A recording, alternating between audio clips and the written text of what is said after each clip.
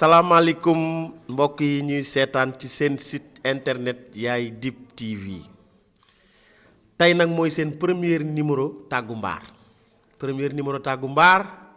ñu ci ànd ak Ibou Biaye émission bi ni ma leen ko waxee woon dina neex dina yëngu ndax nag ki koy présenté daa bokk ci gétt gi te ku bokk ci gétt gi naan ci soow mi tàggu mbaar li mu ëmb bari na tàggu mbaar fecca ngi ci tàggu mbaar tëgga ngi ci tàggu mbaar tamaa ngi ci kon nag émission bi bu ñëwee ñu ànd ceeg Ibou Biaye ndaanaan bi nga xam ni comme li ma leen wax sànq nekkatul ku ñuy présenté Ibou Biaye Baye Fall maa ngi lay nuyu.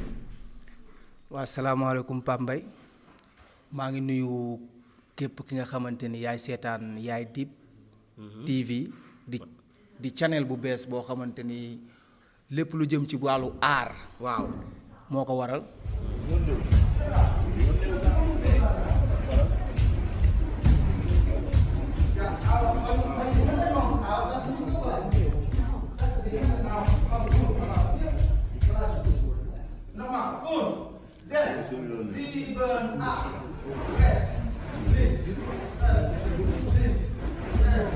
di leen di jaajëfal tamit le fait que ngeen bëgg ñëw defal ma interview. waaw teg ci mu nekk première interview bi ngeen soog a jël. waaw ci tàggu ngeen def ko ak man Ibou Biaye Afia mii di taalibe sëñ Baara Afia.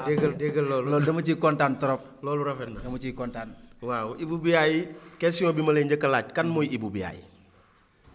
waa Ibou Biaye xale la boo xamante ni dafa dëkk Sicap Mbao fi ñu naan Talimaam Jaara. waaw foofu laa dëkk. mun naa wax ni Sam-Sam laa juddoo. ma ñëw màggee foofu Sicap Mbao Talimaam Jaara foofu laa màggee. sama enfance yëpp foofu laa ko defee. ndeysaan ba mun naa wax ni sama aar lépp bi ma koy suuxat. foofu la di ko jàng foofu laa tàmbalee foofu laa door. dégg ngeen ko li mu wax loolu foofu noonu banlieue rek gis nga fa la juddoo fa la yaroo te banlieue juddoo fa daanaka looy def day nekk ci yow ndax nag day nature kon nag Ibou Biaye maa ngi lay laaj lan moo la dugal ci aar ndax nag fi nga juddoo. gis nañ ni côté boobu dañuy bëgg ay làmb xam nga ñii di bëgg ay football. yow na nga jékki-jékki rek ñëw opté aar lan moo la ci poussé ba nga def ko fi nga dëkk dafa amoon ku daan fecc. parce que côté boobu ay booy naar ak ñu demee noonu xam nga lan moo la ci dugal daal ci gàttal. waaw mun naa wax nag commencé wu ma fecc dama ko yéex a sax commencé. ok waaw mun naa wax ni dama ko yéex a commencé waaye kii laa njëkk a commencé nu mu tudd football laa njëkk a def. jour nga. ak athlète. ak bëre. waaw du ñàkk ni loolu def nga ko ne parce que yow damay gis man ci say cours wala ci say yëngatu sax dama ciy sentir ni kii ñàkkul ni def na benn armation dama yor yaakaar ni sax taekwondo la. ba may nekk xale tamit fecc dafa yàgg nekk ci man. dama yàgg am doomu fecc man. dëgg la waaw te sama benn mag bu jigéen tamit dafa amoon doomu fecc ñu naan ko Mariama. donc tamit dama doon cofantu lépp daal lu ne dama koy cofantu. waaw doon na def yëfu xale. waaye bi ma décidé. waaw. mooy bi may première fois bi may gis ku ci mel ni Cheikh Séeréer. waaw ak Babacar. waa kër Abdou Ndiaye yi. waaw ñooñu ay daanaan lañ. Abdou Ndiaye mi woy mu nuyoog yéen. Abdou Ndiaye père Abdou Ndiaye. waaw ñooñu. dañ maa inspiré dañoo tax man ma gën a ñeme.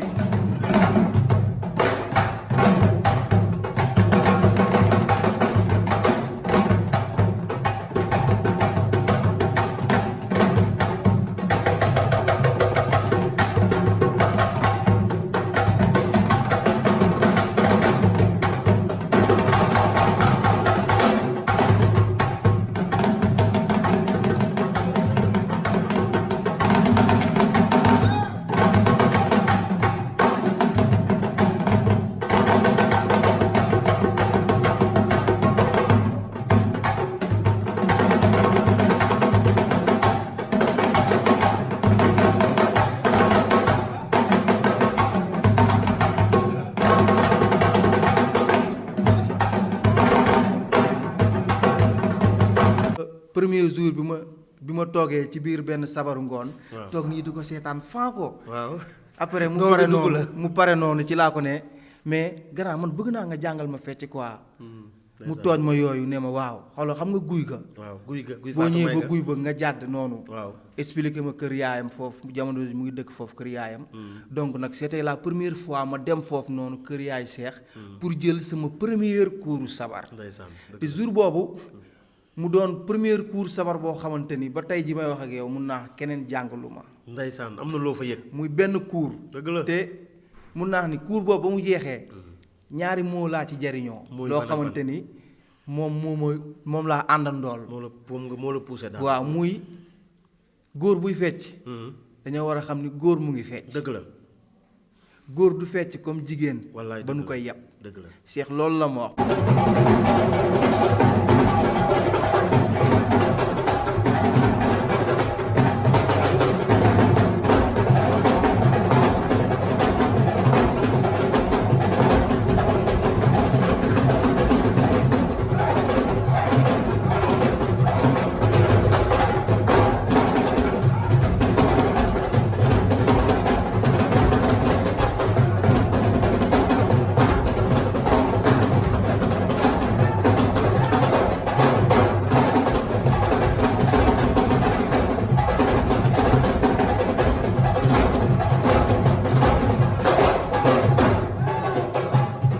parce que bi ma ñëwee ba taxaw mu ne ma nañ tàmbali daf ma ne feccal. waaw bu ma feccee ma fecc mu nooyi mu xaw a mel ni yu jigéen yooyu noonu.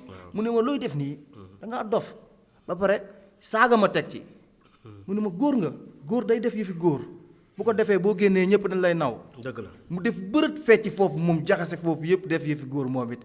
ma kontaan ci loolu dama ko jël yóbbaale ko même bu dee gisuma seex ay at de. waaw loolu mu la wax day toog ci yow dëgg la Ibou Biaye waaw dogguma la. loolu nga wax noonu am na solo. léegi nag damay ñëw ak yow direct ci aar bi ni mu mel. fi mu toll nii rëbëx ji. kenn xàmmeewul kii sabar lay fecc. kenn xàmmeewul kii jémbe lay fecc. kenn xàmmeewul kii danse contemporaine lay fecc. xam nga te sabar nag dafa am lu ko lal. kenn xàmmeewul nday Xadi Ñang góor sax day fecc nga yaakaar ni jigéen mooy fecc. léegi loolu noonu aar bi ni mu jaxasoo noonu man sa gis-gis. lan nga jàpp ni moo ko waral. dafa am solo. jàng waaw surtout li ngay def parce que sabar dafa yaatu. tey ku ci mel ni man li may wax ni dama koy wax personnel. tey yàlla dogal na tey bi ma duggee ci sabar. ba jàng ci lu yàgg. ma nekk ci lu yàgg nag. dama jàng sabar lu yàgg laa lay wax nii. lu yàgg laa lay wax nii sa fecc moom da ngay fecc gauche teg ci bi ma paree ci loolu. ma ne sama gars yi ñun de li ñuy def nii mën nañ ko. léegi nañu wuti leneen. man dama décidé woon rek ni wax dëgg yàlla bi may dugg ci fecc dama ci dugg parce que dama bëggoon nekk la meilleure danseur du monde. même su ma ko doonul. dinaa ko jege. waaw donc nag looloo taxoon ma ne comme que lii mën naa ko. xaaral ma dem jàng jéembe.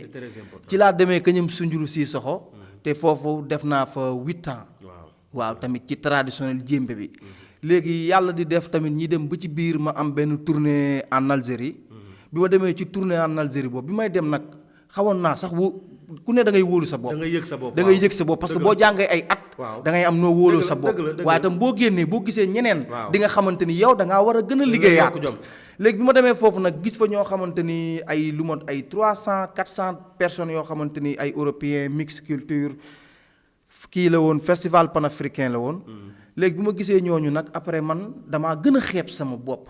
bi ma ñëwee Sénégal. commencé di am 4 séances. di liggéey. déggoo ma 4 séances laa doon am.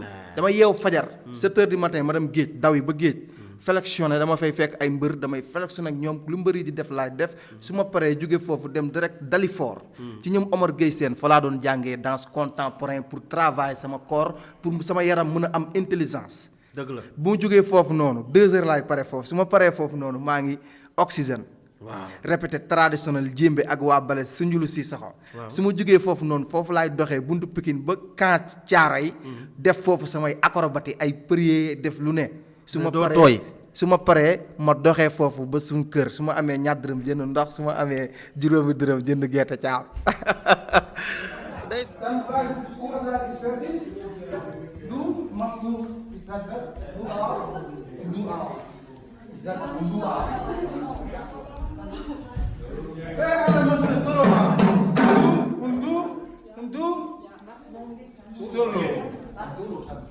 Solo dancer.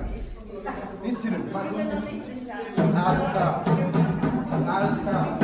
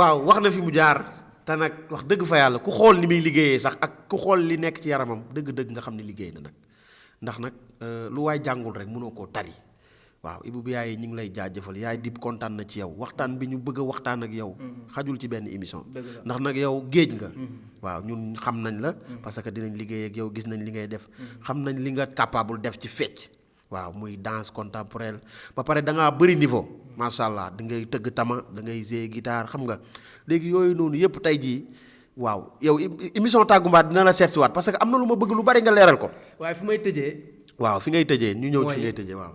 fi may tëjee mooy tey yàlla am na ñu mu dimbali. waaw ñoo xamante ni def nañ lu yàgg ci sabar ba comprendre nañu sabar ba am ci niveau bi nga xamante ni. dara benn mouvement dootu leen mën a jaaxal. am ñoo teg ci ñooñu jaaree fa dem jàngi contemporain jàngi leneen ak leneen bu ko defee seen xam-xam day gën a yaatu. donc lañ doon def. du ñu nangu di ko def loolu kese dañuy bëgg a def lu gën a metti loolu lu gën a extra. ci kaw loolu. day am benn technique boo xamante ni day xaw a juddu. waaw am na ñu bëri ñu naan technique Ibou Biaye la. am na ñu bëri ñu naan c'est très contemporain. waaw mais li ma ciy wax mooy. képp ki nga xamante ni da ngay fecc sabar. feccal sabar. yoonu sabar. nga jàng sabar yoonam. nga defee ko noonu yoonam. booy contemporain.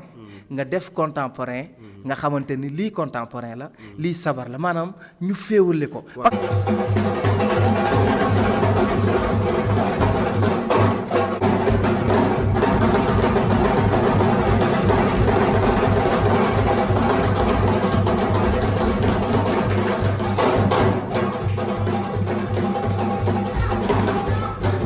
yi nga xamante ni ñoo nekk suñu ginnaaw ñu gën a jàngaat sabar bi pour bu ñu ñëwee fii ñu mun a am niveau bi nga xamante ni prof yi nekk fii am nañ ko pour bu ñu ñëwee fii tubaab ñu mun a jël sabar bi transmettre ko ci yaramu tubaab parce que transmettre sabar ci yaramu nit moo gën a metti transmettre beneen danse moo gën a metti donc nag di jaajëfe bu baax teg ci am na benn suñu benn compagnie bu bees bu ñu ubbi ci banlieue bi. waaw mu ngi nekk Fass Mbao. mu ngi tudd Bay Dundee. waaw initiative la boo xamante ni Salif Diallo moom moo ko commencé foofu. Salif Diallo ku baax la Salif yegsil. Salif yegsil dugg sil jël xale yi nekk ci banlieue bi yëpp. mbokk yi kontaan nañ ci yéen Salif mi ngi nii nekk ndaanaan moom tamit ndeysaan nekkul.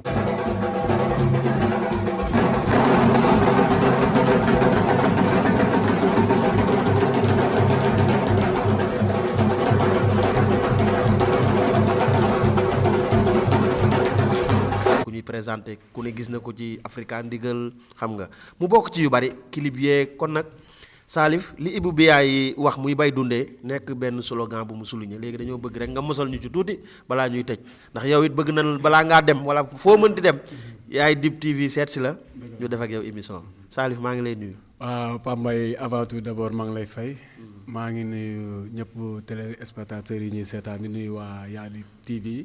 loo liggéey rek tamit ngay fayal waaw yàlla dafa def ñun dañoo yàgg nekk ci art bi tamit def ay recherche yu bare pour comprendre lan mooy sabar waaw parce que ñun sabar daf ñoo jaral lu ne sabar daf ñoo dimbali sabar bi daf ñoo help lu bëri ci live waaw tax na ñun dundatuñu lu bare lu ñu naroon a dund waaw bay dundee waaw lu tax bay dundee waaw ñun ay xale lañ nekk ci banlieue bi waaw xale yi ñu ngi ci banlieue bi am talent mais gisuñu ku leen motiver waaw parce que motivation dafa baax tamit ki nga xamante ne ci bépp métier la nekkul danseur bi wala danseuse bi la wala percussionniste bi de artiste la ñu wax art képp kuy dund art rek da nga laaj chaque jour motivation tamit ak di jaayante ci sa métier waaw parce que bu nekkee art bi ngay dund chaque jour rek war nga xool yoo xamante ni mënoo ko nga dem jéem a def ay recherche pour jéem a yokk sa capacité yokk sa expérience sax dimbali ñi nga xamante ni ñu ngi sa ginnaaw waaw léegi bay dundee dafa am booy yaa ngi si banlieue bi ñu ngi see bongo ñii ñu ngi fecci ñii ñu ngi répété nii waaw mais faaw ñu am ñu leen dimbali ñun yàlla dimbali nañ tamit ba bay dundee jaar si ñun waaw mais nekku ñun ñoo moom bay dundee déedéet ñun moomuñu bay dundee pour ñëpp la waaw képp ki nga xamante ne nii am nga expérience wala waaw ñu ngi la ci woo ci biir wala bëgg nga jàppale tamit jeunes yi nga xamante ne ñu ngi si ginnaaw bëgg nañ aar bi waaye comprendre ñu tamit bëgg nañ képp ku ci mën a jàpp rek te yàlla tax nga ñëw tamit bay dundee jàppale ñi waaw parce que fee xale yaa ngi fa lépp lu ñu naroon waaw bongo yi ñu doon jël tamit di dem si programme yi loolu mënu ñax mais am na neneen tamit lu ñu ko war a defee loo xamante ne ku nekk gis sa bopp parce que aar bi dafa yaatu parce que boo toogee ne man si benn instrument bi laayam wala si benn bi fecc bi laayam de da nga war a def ay recherche laal fii mais di nga laal métier dafa war a mokk waaw surtout fecc bi léegi bi waaw parce que fecckat yi bëri nañ waaw ñii fii la ñuy feccee mais dañoo war a jàng pecc mi ba mu leer naññ. loolu ñor nañu ma de. fecc mi moom dafa war di leer. surtout dafa war di leer. surtout waaw da ngay wër daal. dëgg la fecc dafa war a ñor gis nga ni tëgg bi di ñoree ñuy teg pin ak mbax ak cee. nga xamante ne nii fii ñu ngi koy teg si temps bi. yow tëggkat bi ak fecckat bi tamit parce que tëgg ak fecc dañoo war a communiquer chaque jour. waaw communication bi nga xamante ne la benn wéeg la ñuy jaar ñoom kenn du wàccee. waaw saga man maa ngi fecc man xooluma ki may tëggal wala ki may tëggal mënuma xool tamit mënuñu bokk fu ñuy jëm. dëgg la loolu dëgg la kon faa ñuy jàppalante tamit nit ñi fecc xoolaal fecc mi bu baax raxasaal fecc mi bu baax a baax waaw góor ñi ñi feccum góor jigéen ñi feccum jigéen. kontaan nañu Salif Diallo kontaan nañ ci li nga wax trop Pambay kontaan naa ci Diène kontaan naa sama xarit Ibou Biaye waaw di kontaan ci ñëpp nag di kontaan ci soxnaam kontaan ñi ma fi fekk ñëpp nag waaw Yaay TV rek ca kaw ca kanam nag bëggee Yaay TV waaw ca kaw ca kanam kontaan nañ trop Yaay Dib seen émission tàggu mbaar fii lañ lay tàggoo. Jump for Joy nag is coming dina toj mi ngi very very soon. very very c'est vrai. Wow. Jump for Joy. waaw. Jump